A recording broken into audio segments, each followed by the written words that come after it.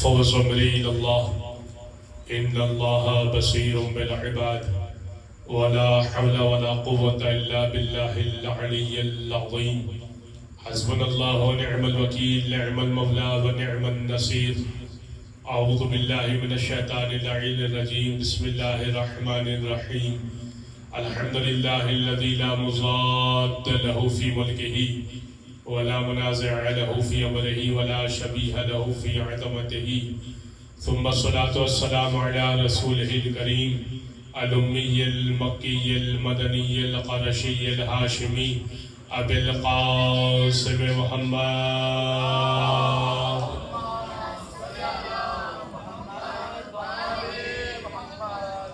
وعلى أهل بيته الطيبين الطاهرين واللعنة الدائمة على أعدائهم أجمعين من يوم ظلمهم وعداوتهم إلى قيام يوم الدين أما بعد فقد قال الله سبحانه وتعالى في محكم كتاب مبين بسم الله الرحمن الرحيم وإنك لعلى خلق عظيم صلوات على محمد وآل محمد.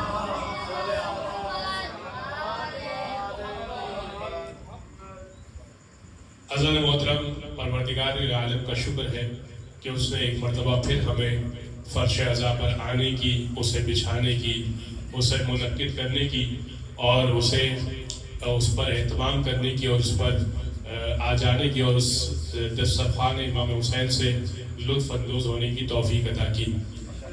اور یہ یاد رہے کہ ہم یہ اپنی مرضی سے کوششیں نہیں کرتے، بلکہ یہ سب کچھ وعدہ جناب زینب کا ہے کہ جو انہوں نے دربار یزید میں کہا تھا اور یزید سے اس وقت کہا تھا کہ واللہ لا تمحو ذکرنا، اے یزید خدا کی قسم تو ہمارا ذکر مٹا نہیں سکتا، تو ہمارا ذکر ختم نہیں کر سکتا. تو آج کوئی بھی پروپیگنڈا ہو جائے، کوئی بھی سازش ہو جائے، عالمی طور پہ سازش ہو جائے، کوئی بھی حالات کیسے بھی ہو جائے، واقعات کیسے بھی ہو جائے، چاہے سیاسی طور پہ حالات خراب ہوں، چاہے ہمارے اپنے گھر کے حالات خراب ہوں، مگر یہ یاد رہے کہ ذکر حسین کے لیے ہم نے اہتمام کرنا ہے، اس لیے کہ یہ ذکر تو باقی رہے گا. ہمیں یہ سوچنا ہے کہ ہم اس سے جڑ کر اپنے آپ کو باقی رکھنا چاہتے ہیں یا نہیں رکھنا چاہتے ہیں. عزیز اکرامی، میں بچوں کو بھی سمجھانا چاہتا ہوں، میرے بچوں یہ بات آپ یاد رکھیں کہ جب ہم نہیں تھے نا تب بھی یہ مجلسیں تھی، اور جب ہم نہیں ہوں گے تب بھی یہ مجلسیں ہو رہی ہوں گی. اور اگر ہم ان مجلسوں میں نہیں آنا چاہ رہے یا نہیں آئیں گے یا نہیں آ سکیں گے تو یہ ہماری کوتاہی تو ہوگی، کسی مجلس کا یا امام حسین کا کچھ نہیں جائے گا. یہ ہمارا شرف ہے کہ ہم در حسین پر آ کر اپنے کردار کو منظم کر سکتے ہیں، یہ ہمارا شرف ہے. یہ امام حسین کے لیے ہم کچھ نہیں کر رہے، بلکہ یہ امام حسین کی ہم پر کرم نوازی ہوتی ہے کہ امام حسین ہم پر کرم نوازی کرتے ہیں اور ہم یہاں پر آتے ہیں اور ذکر امام حسین میں اپنا حصہ ڈالتے ہیں. نظر اکرامی، کوئی یہ نہ سوچے، بانیان یہ نہ سوچے کہ ہمارے دم سے مجلس ہے، کبھی کوئی تصور نہ کرے. بانیان یہ نہ سوچے کہ ہمارے، جہاں تک پیغام، چونکہ ویڈیو کے ذریعے پیغام آج کل دنیا بڑی سمٹ گئی ہے تو ویڈیو کے ذریعے پیغام بہت آگے تک جاتا ہے. کوئی بانی یہ سوچے میں مجلس کرواتا ہوں، تم نہیں کرواتے، تمہیں امام حسین نے منتخب کیا ہے. اگر تمہیں امام حسین نہ منتخب کرتے نا تو تم نہیں کروا سکتے تھے. کوئی مقرر نہ سوچے، کوئی مقرر نہ سوچے میں مجلس پڑھتا ہوں، بھئی تم سے پہلے بہت پڑھتے تھے اور تمہارے بعد بھی بہت پڑھتے رہیں گے. یہ امام حسین نے تمہیں چنا ہے تو تم پڑھ رہے ہو. کوئی میرا بچہ اگر سبھی کے لیے اہتمام کرتا ہے، کھڑا ہو جاتا ہے، امام حسین کے عزاداروں کو 2 گلاس پانی پلا دیتا ہے، تو وہ یہ نہ سوچے میں سبیل لگاتا ہوں، تم نہیں لگاتے، حسین کی کرم نوازی ہے تو تم اس مقام پہ کھڑے ہو۔ امام حسین نہ چاہے تو امام حسین تمہاری ڈیوٹی بدلوا سکتے ہیں، لہذا ہمیشہ یہ سوچا کریں کہ مولا آپ کا شکریہ، حسین آپ کا شکریہ، سیدہ آپ کا شکریہ، اے زینب کبریٰ آپ کا شکریہ کہ آپ نے ہمیں اس لائق سمجھا کہ ہم ماتم کے حلقوں میں کھڑے ہو جاتے ہیں، ہم فرش عزا پر آ جاتے ہیں۔ جن کو یہ نعمت نہیں ملتی نا، بعد میں کبھی نعمت ملتی ہے، یعنی وہ کہ جو پہلے کسی اور جگہ پر ہوتے ہیں، کسی اور کے معتقد ہوتے ہیں، جب وہ اس جگہ پر آتے ہیں اور بعد میں آ کر وہ اس چاشنی اور حلاوت کو محسوس کرتے تو اس کو ان کو اندازہ ہوتا ہے کہ کتنی بڑی نعمت ہے فرش عزا۔ ہمارا بچہ بھی جو ہوتا ہے نا، وہ ان کے بڑے بڑوں کا جواب دے سکتا ہے، کیوں؟ کیونکہ سید الشہداء نے ان مجالس کے ذریعے سے 10 دن ابتدا میں اور 10 دن یہ ایام سفر میں ایک یونیورسٹی قائم کر دی ہے کہ آپ کو کتاب کھولنے کی ضرورت نہیں پڑے گی، ممبر سے اتنی دلیلیں مل جائے گی کہ بچہ بھی جواب دے سکتا ہے۔ سب آپ پڑھے محمد آل محمد۔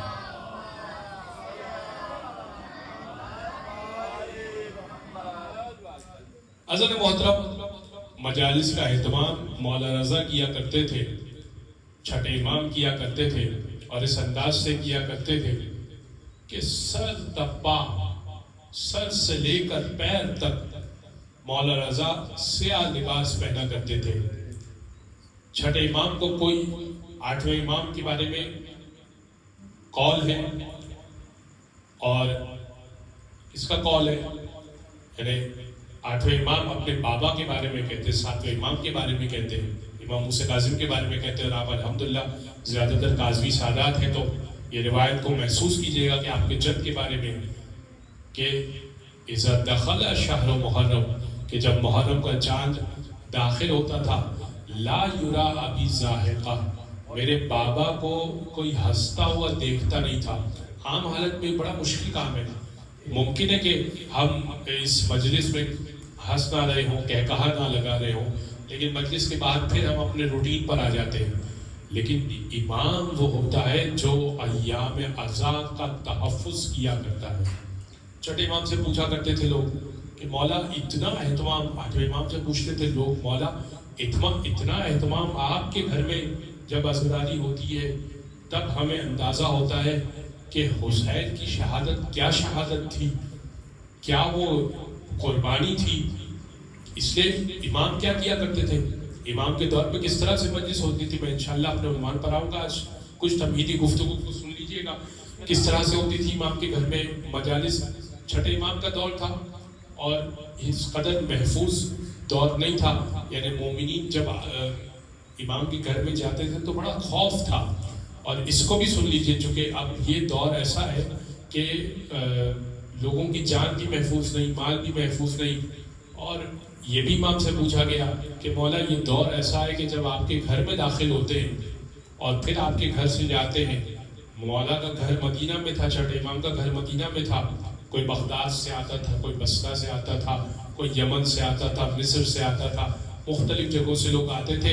اب حکومت وقت نظر رکھا کرتی تھی کہ کون مولا کا معتقد آ رہا ہے، اور اس کا تعاقب کیا کرتی تھی، اور اس کے بعد اس کو محصور کر لیا کرتی تھی، یا اس کے اوپر کچھ نہ کچھ ان کے ساتھ برا سلوک کیا جاتا تھا، بعض دفعہ ان کو غائب کر دیا جاتا تھا، کسی قید و بند میں ڈال دیا جاتا تھا۔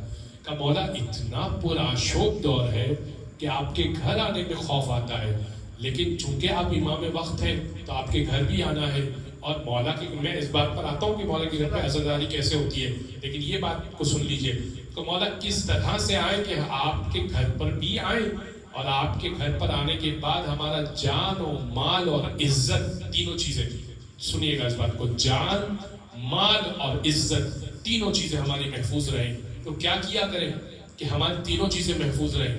امام نے فرمایا کہ تم ہمارے چاہنے والے بھی ہو اور حسین ابن علی پر گریہ بھی کرتے ہو، کیوں زیارت وارثہ نہیں پڑھتے؟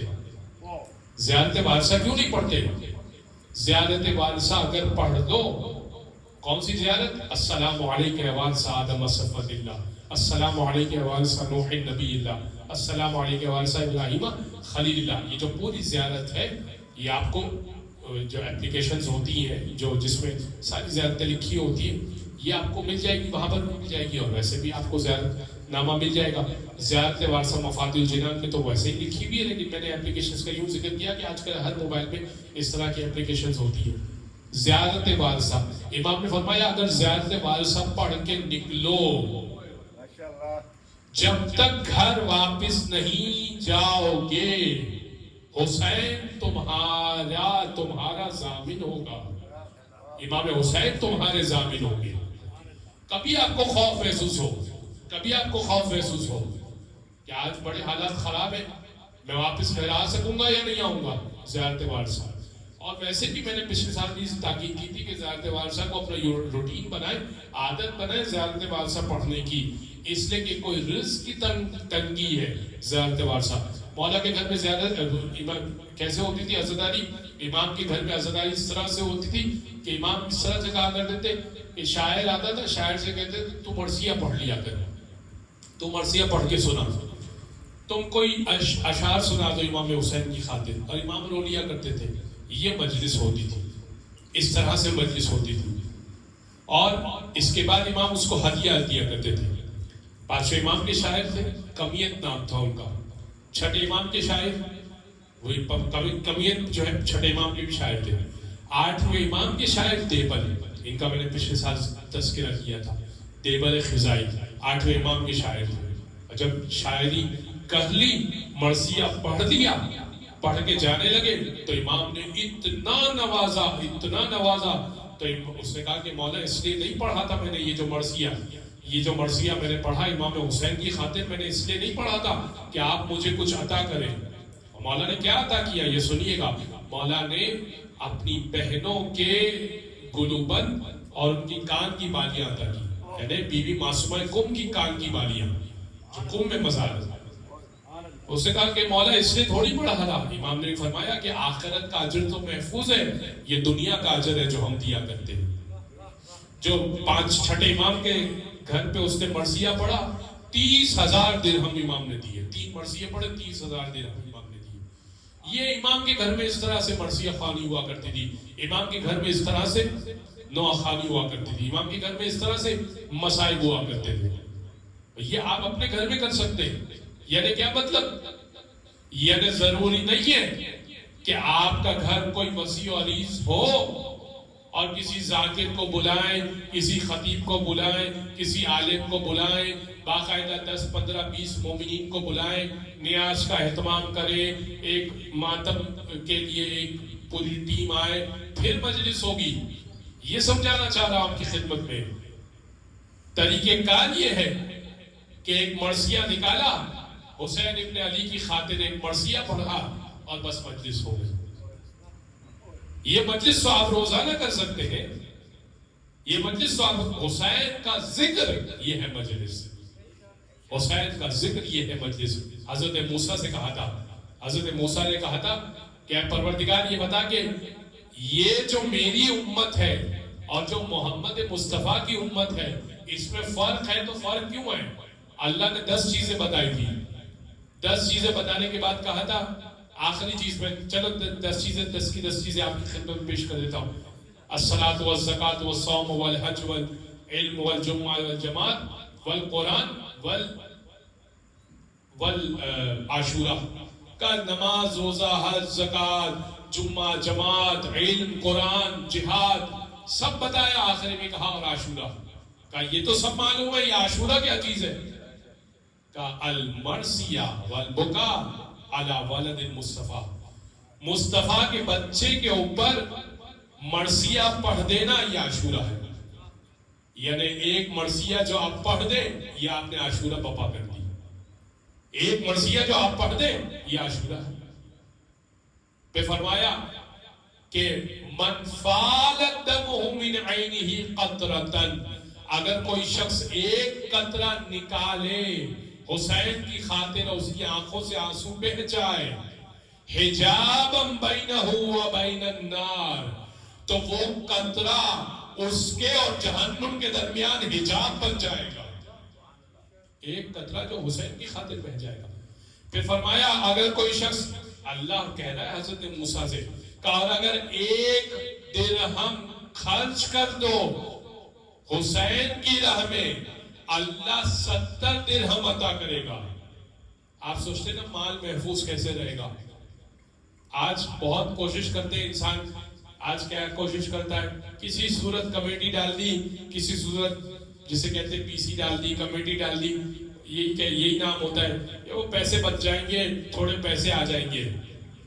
اگر مال میں برکت چاہیے, مال میں برکت چاہیے, مال میں اضافہ چاہیے, امام حسین کی خاطر خرچ کیجیے.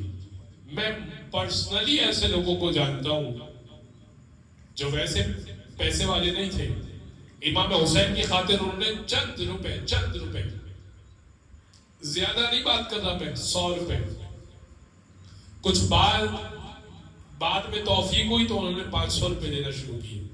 کچھ عرصہ گزرا, 1000 2000 دینا. ارے بھائی پچھلے سالوں تک تو 500 دے رہے تھے, اس سال اللہ نے کچھ زیادہ کیا, 2000 روپے دینا شروع کیے, 5000 دینا شروع کیے, 50,000 دینا شروع کیے, 5 لاکھ روپے دیتے ہیں, 5 لاکھ روپے دینا شروع. گھر الحمدللہ تعمیر ہو گئے, سواریاں آ گئی. کہاں سے آیا بھائی؟ اللہ نے برکت دے دی, اللہ نے اسباب پیدا کیے. حسین کی راہ میں خرچ کرنا, حسین کسی کا رکھتے نہیں ہے. آپ حسین کی خاطر خرچ کیجئے, کبھی نیاز میں ملا دیجئے, کبھی سبیل میں ملا دیجئے, کبھی کسی اور کام میں امام حسین کی راہ میں خرچ کیجئے. اللہ کا یہ وعدہ حضرت موسیٰ سے کہ جو حسین کی خاطر خرچ کرے گا, 1 کے بدلے 70 درہم عطا کروں گا. ایک درود پڑھے محمد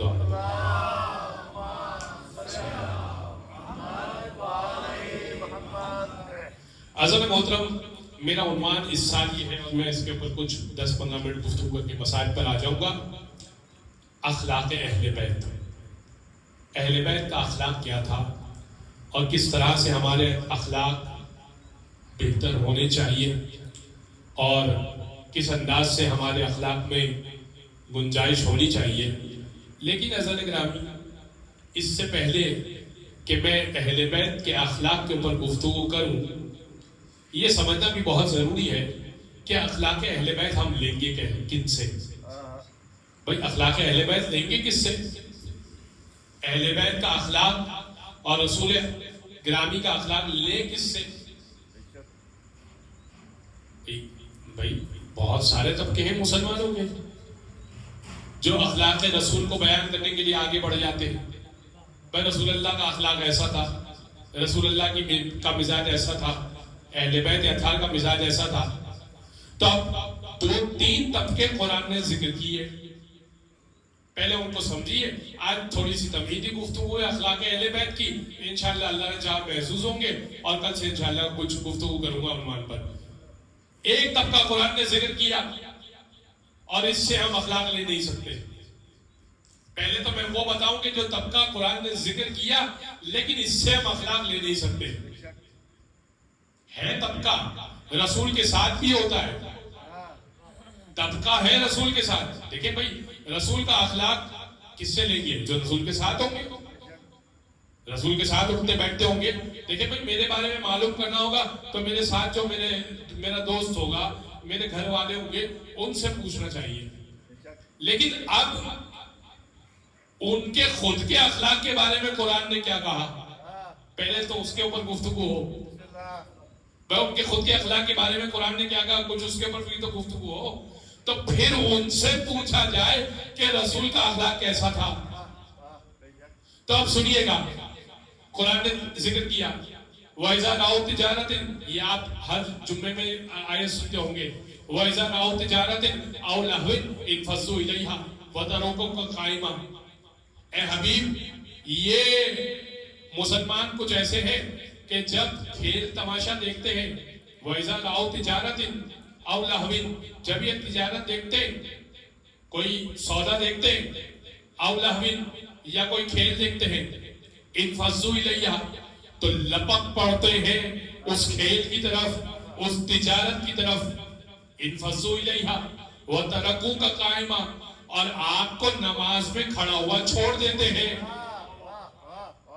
یعنی مسلمانوں کا ایک طبقہ ایسا بھی ہے جو رسول جب نماز پڑھا رہے ہوں اور مسجد نبوی کے باہر کوئی تجارت کی ڈیل اچھی سی آ جائے یا کوئی کھیل تماشا، بھائی اللہ نے لفظ استعمال کیا او لہوین، کوئی کھیل تماشا بندر کا ہو رہا ہو تو رسول کو وَتَرَكُوكَ قَائِمًا کھڑا ہوا نماز میں چھوڑ دیتے ہیں. قُلْ مَا عِنْدَ اللَّهِ خَيْرٌ مِّنَ اللَّهْوِ وَمِنَ التِّجَارَةِ، حبیب ان سے کہہ دیجئے جو اللہ کے پاس ہے وہ اس کھیل تماشے اور تجارت سے بہتر ہے. تو اب کچھ لوگ ہیں جو نماز میں کھڑا ہوا چھوڑ دیتے ہیں اور کھیل تجارت کو پسند کرتے ہیں. یعنی آپ غور کیجئے کہ روایت میں آیا کہ 12 رسول خطبہ جمعہ دے رہے تھے. یہ جمعے کے دن کا واقعہ ہے، یہ آیت بھی جمعے کے سورہ جمعہ کی ہے اور یہ جمعے کے دن ہوا تھا کہ رسول جمعے کا خطبہ دے رہے تھے. باہر ایک صاحب جو ہے وہ ڈھول بجا رہے تھے اور وہ کچھ لوگ چلے گئے رسول اللہ کو چھوڑ کر. کچھ لوگ نہیں، بڑی تعداد. باہر شام سے ایک کاروان آیا پھر چھوڑ کر چلے گئے. 12 آدمی بچے، 12 آدمی جو رسول کے خطبے کو سن رہے تھے. اور رسول اللہ پر اللہ نے وحی کی کہ حبیب اگر یہ 12 آدمی نہ بچتے تو ہم اس مدینہ پر عذاب نازل کرتے. کائنات کا رسول اگر خطاب کر رہا ہے اور لوگ چھوڑ کے چلے گئے تو اس کا مطلب یہ ہوا کہ فرار 2 طرح کے ہیں. مسجد کے فرار بھی ہیں اور میدان کے فرار بھی ہیں.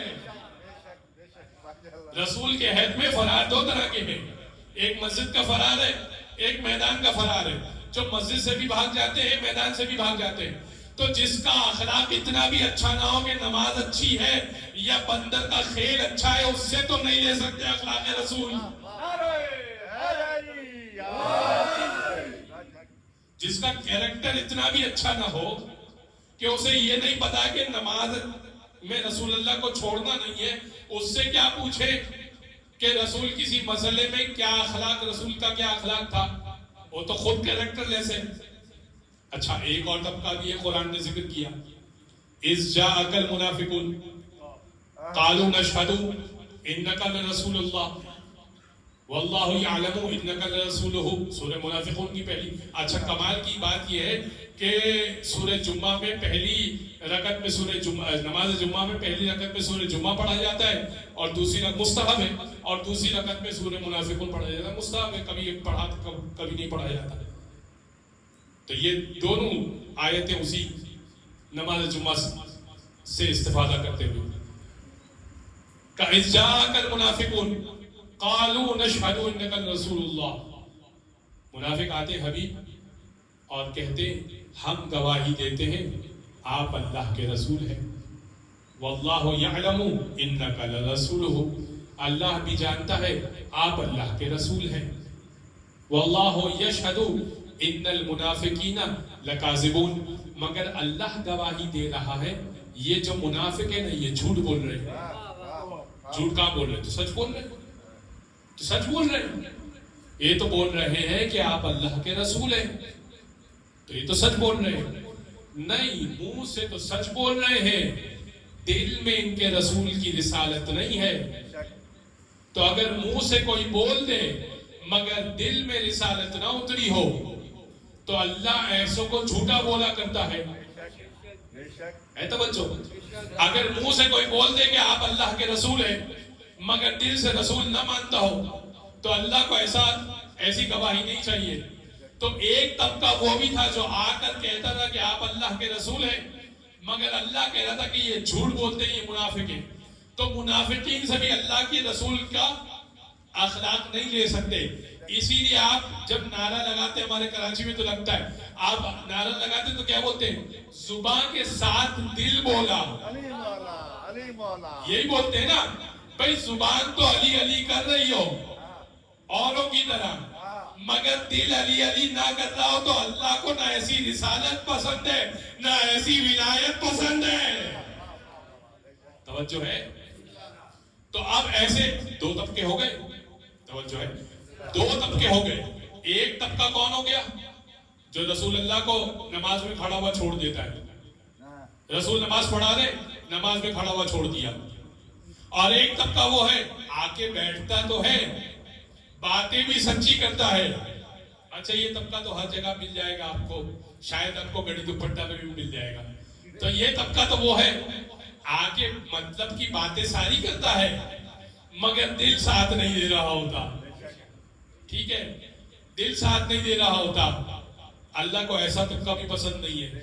اللہ کہتا ہے جھوٹا شخص ہے, یہ منافق آدمی ہے, اس کے ساتھ بیٹھے گا تو اس کا ہے, اس کے ساتھ بیٹھے گا تو اس کا ہے. اب اتنا کیریکٹر لیس آدمی ہو, اس سے کیا پوچھیں کہ اس کا اخلاق کیسا ہے کہ جس کے ساتھ تم بیٹھے تھے. ارے بھائی اس کی بھی تعریف کرے گا, ابو جہل کے ساتھ بیٹھے گا تو اس کی تعریف کرے گا, رسول اللہ کے ساتھ بیٹھے گا تو اس کی تعریف کرے گا. تو اس سے بھی اخلاق رسول نہیں لے سکتے, پھر کس سے لے؟ سوال ہے نا. تو اب جب میں نے آپ کی خدمت میں 2 آیتیں پڑھ دی تو اب حق یہ ہے کہ اب میں تیسری بھی آیت ہی پڑھوں تاکہ یہ معلوم ہو سکے کہ اخلاق رسول لینا کس سے ہے, اخلاق رسول لینا کس سے ہے. اور قرآن کہہ رہا ہے وَيَقُولُ الَّذِينَ كَفَرُوا لَسْتَ مُرْسَلًا. حبیب یہ آتے ہیں اور آنے کے بعد کہتے ہیں وَيَقُولُ الَّذِينَ كَفَرُوا, وہ لوگ کہ جن لوگوں نے کفر کیا, وہ لوگ کہ جن لوگوں نے کفر کیا, کافر لوگ آ کے کہتے ہیں لست مرسلا, آپ اللہ کے بھیجے ہوئے نہیں ہیں. قل کفا باللہ شہیدا بینی و بینکم, آپ ان سے کہہ دیجئے کہ میری رسالت کے 2 ہی گواہ کافی ہیں. یہ کافر آتے ہیں اور آنے کے بعد کہتے ہیں کہ آپ اللہ کے بھیجے ہوئے نہیں ہیں. آپ ان سے جواب میں کہہ دیجئے میری رسالت کے 2 ہی گواہ کافی ہیں. ایک اللہ کا گواہی کے لیے کافی ہے, ایک وہ ومن عنده علم الکتاب, ایک وہ جس کے پاس کتاب کا پورا علم ہے. جس کے پاس کتاب کا پورا علم ہو وہ سزاوار ہے کہ رسالت کے اخلاق کو بیان کرے.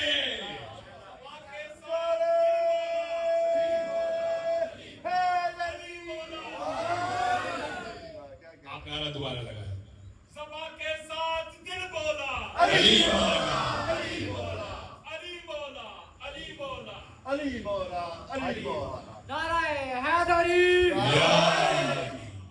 توجہ ہے حضرت گرامی, میری رسالت کے 2 ہی گواہ کافی ہیں. ایک اللہ ہے ومن عنده علم الکتاب, ایک جس کے پاس کتاب کا پورا علم ہے. تو آپ توجہ کیجئے گا, ایک شخص نے آ کر علی سے سوال کیا, بس یہ آخری گفتگو ہے, میں منزل مصائب پر آ جاؤں گا, اس لیے کہ آج پہلی گفتگو ہے تو اخلاق اہل بیت پہ تو زیادہ بات نہ ہو سکی, تمہید ہے اس لیے کہ ایک شخص آیا علی کے پاس, کہنے لگا یا علی رسول اللہ کے اخلاق کو گنواؤ, رسول اللہ کے اخلاق کو گنواؤ. مولا نے کہا کہ تو اللہ کی نعمتیں گنوا, تو اللہ کی نعمتیں گنوا. اب اللہ کی کتنی نعمتیں, آنکھ اللہ کی نعمت, کتنی بڑی نعمت ہے. آپ جس کے پاس آنکھ نہ ہو یا کم از کم بھی گلاسز آئے ہوئے ہوں, اس سے پوچھئے کہ جس کی صحیح و سالم آنکھ ہوتی کتنی بڑی نعمت ہے. ہاتھ اللہ کی کتنی بڑی نعمت ہے. اللہ نہ کرے ایک ہاتھ میں ایک انگوٹھے پر کٹ بھی لگ جائے نا تو بٹن بند کرنے میں بڑی تکلیف ہوتی ہے. ہاتھ کتنی بڑی نعمت ہے, ٹانگیں کتنی بڑی نعمت ہے, کھا پی سکنا کتنی بڑی نعمت ہے, سانسیں ہیں کیا نہیں ہے. اس جسم کے اندر اتنی نعمت ہے, اس کے بعد گھر ہے, اس کے بعد اچھی زوجہ ہے, اس کے بعد اولاد ہے, اس کے بعد سواری ہے, اس کے بعد اچھی انسان کے پاس جاب ہوتی ہے, کیا کچھ نہیں ہوتا ہے, رہائش ہے, کپڑا ہے, بہت کچھ. اس نے کہا یا علی میں کیسے گنواؤں اللہ کی اتنی نعمتیں. سوال کیا ہے, آپ رسول اللہ کے اخلاق گنوائیے. مولا نے کہا تو اللہ کی نعمتیں گنوا. کہا یا علی میں اللہ کی نعمتیں نہیں گنوا سکتا. اور خود قرآن نے بھی کہا ان تعدوا نعمت اللہ لا تحصوها, اگر تم اللہ کی نعمتیں شمار کرنا شروع کرو تو تم شمار نہیں کر سکتے. امام نے فرمایا جو تو اللہ کی نعمتیں نہیں گنوا سکتا اس کے بارے میں قرآن یہ کہہ رہا ہے قل متاع الدنیا قلیل، متاع دنیا جو ہے نا، دنیا کی نعمتیں یہ قلیل ہے، یہ جو قلیل ہے تو گنوا نہیں سکتا۔ اور حبیب کے اخلاق کے بارے میں کہہ رہا ہے اِنَّكَ لَعَلَىٰ خُلُقٍ عَظِيمٍ، اے حبیب آپ اخلاق کے عظیم درجے پر فائز ہیں۔ جو قلیل نہیں گن سکتا عظیم کیسے گنواؤں، عظیم کیسے گنواؤں گا، تو قلیل نہیں گن سکتا۔ رسول اللہ کے اخلاق بہت ہیں، انشاءاللہ اس کے اوپر گفتگو ہوگی، لیکن عزیزان گرامی رسول اللہ کے اخلاق، اہل بیت کے اخلاق یہ تھے کہ اپنے ذاتی مفاد کے لیے کبھی کسی کو تنگ کرنا، پریشان کرنا یہ حقیر بات ہے۔ یعنی حد یہ ہے کہ حسین آخری بات یہ کہہ رہے تھے، کیا کہہ رہے تھے؟ یعنی اخلاق ہے اس کے اندر حسین ابن علی کا، کہ حسین کس کے نواسے ہیں، یہ آخری خطبہ امام حسین کا بتا رہا ہے۔ کیا کہہ رہے تھے امام عمر سعد سے کہہ رہے تھے دیکھ میں اپنے علی اکبر کے خون کو معاف کرنے کو تیار، میں قاسم کے خون کو معاف کرنے کو تیار، میں علی اصغر کے خون کو معاف کرنے کو تیار، میں عباس کے خون کو معاف کرنے کو تیار، مگر تم اپنے ہاتھوں سے امام کے، اپنے ہاتھوں کو امام کے خون سے رنگین مت کرو۔ یہ کوئی آسان بات ہے کوئی یہ کہنا کہ میں اکبر میں اپنے جوان بچے کے خون کو معاف کروں؟ یہ آسان بات ہے؟ کوئی یہ کہہ دے کہ میں اپنے 6 ماہ کے بچے کا خون معاف کر دیتا ہوں؟ یہ حسین کر سکتے ہیں۔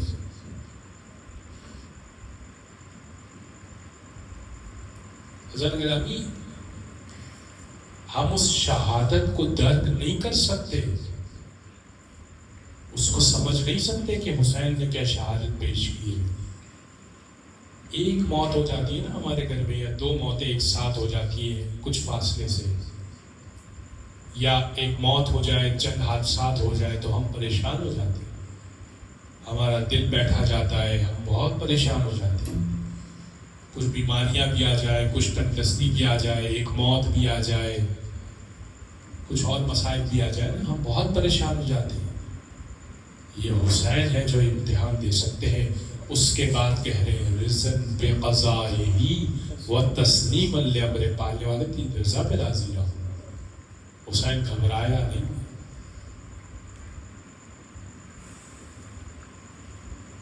مگر ہاں جب حسین جا رہے تھے نا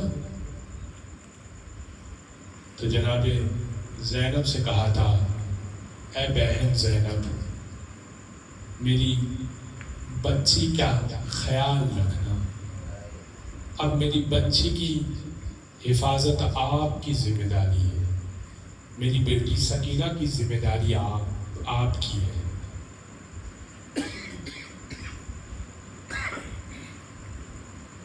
دربار یزید میں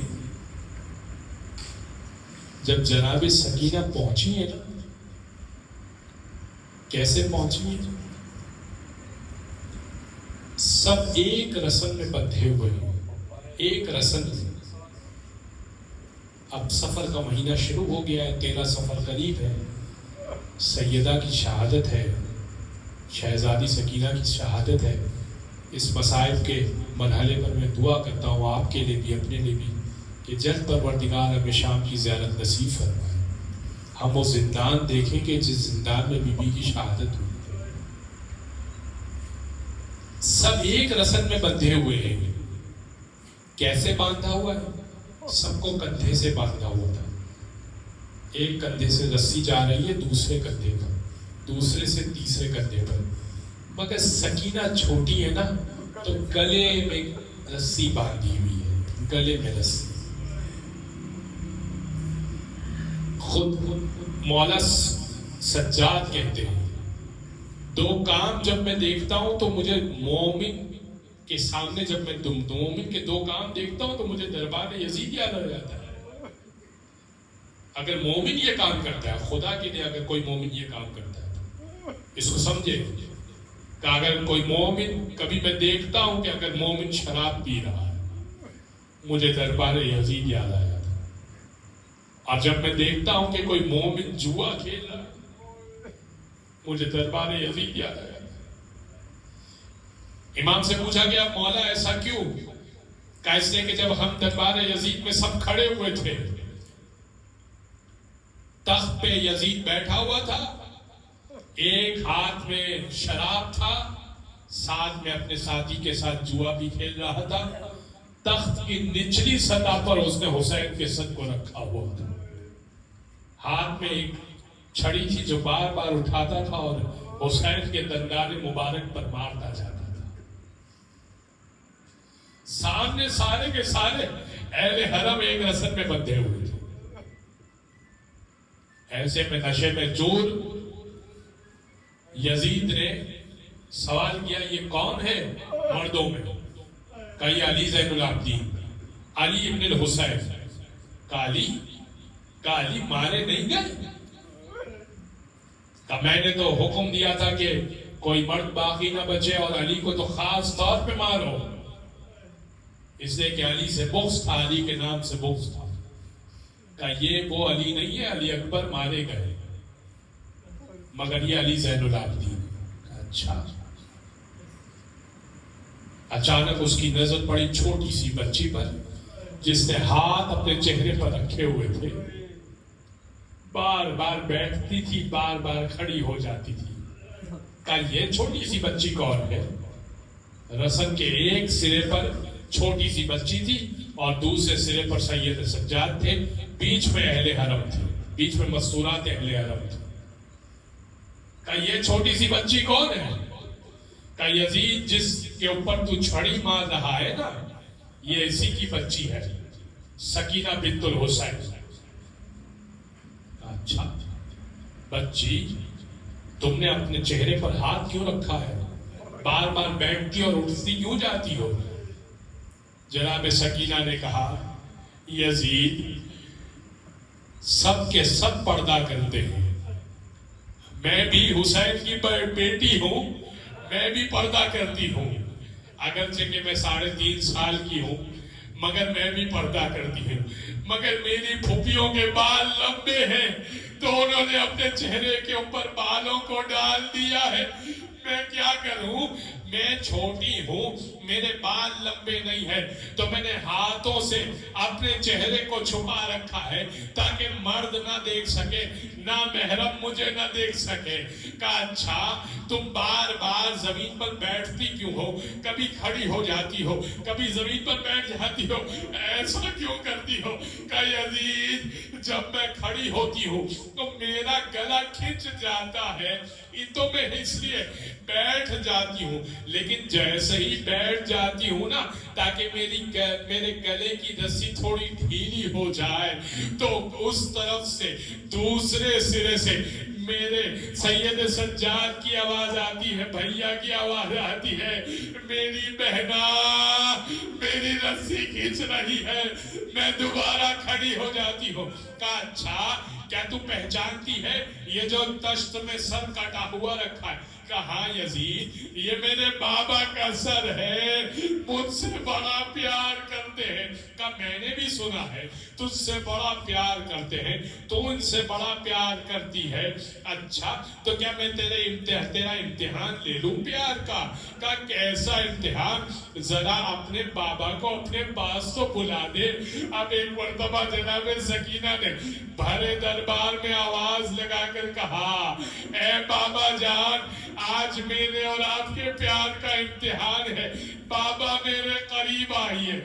تشت پہ سے سر اٹھا، ہوا میں تیرتا ہوا بی بی کی گود میں آیا، بی بی نے اپنے رخسار کو امام حسین کے رخسار پہ لگایا، کہا بابا میرے رخسار کو محسوس کیجئے، بڑے بڑے ہاتھوں سے تماچے مارے جاتے ہیں، بابا میرے کانوں میں جو گوشوانے پہنائے تھے وہ کھینچ لیے گئے، خون اب بھی ڈبا